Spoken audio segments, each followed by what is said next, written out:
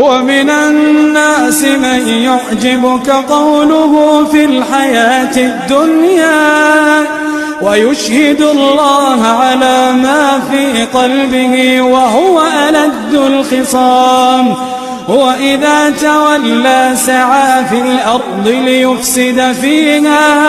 ليفسد فيها ويهلك الحرث والنسل والله لا يحب الفساد.